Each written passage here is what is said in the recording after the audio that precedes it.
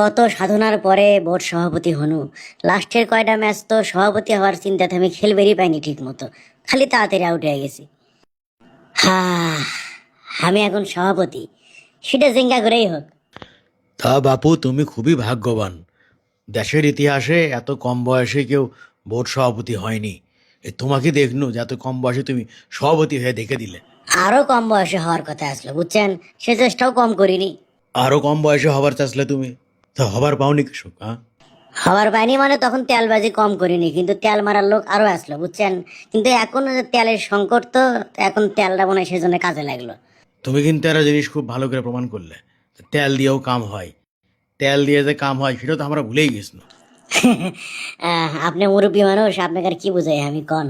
তবে খালি তেল দিলেই হয় না, আরো মেলা কিছু লাগে। আপনি এত আসলে খুলে কওয়া মুশকিল, আপনাকে বুঝে লওয়া লাগবে।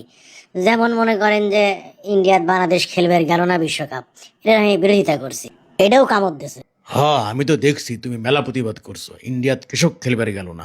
মানে তোমার আমি যখন দেখি, মানে তোমার কথা যখন আমি শুনি, খালি একটা কথাই মনে হয় যে ইন্ডিয়া দলের প্লেয়ার হলে তুমি খুব ভালো করলে এনে। হ্যাঁ, এটা কি করলো, মনের কথা করলো। হ্যাঁ, আপনার মুখত কিছু আটকায় না, বুঝছেন।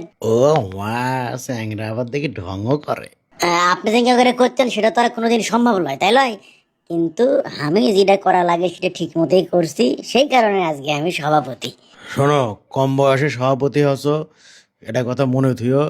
খেলাধুলা নিয়ে কি উন্নতি করবে না করবে এটা দেখার বিষয় না, এটা এক সাইডে থও। কিন্তু এই বোর্ড, এটা পার্টি অফিস বানিয়ে ছাড়বে, এটা যেন মনে থাকে। মুরব্বী, আপনি হচ্ছেন আমার জ্ঞান দিবেন, তাই লয়। আরে খেলার প্রতি এত দরদ থাকলে তো আমি নিজের ক্যারিয়ারটা ভালো করার চেষ্টা করলাম নি।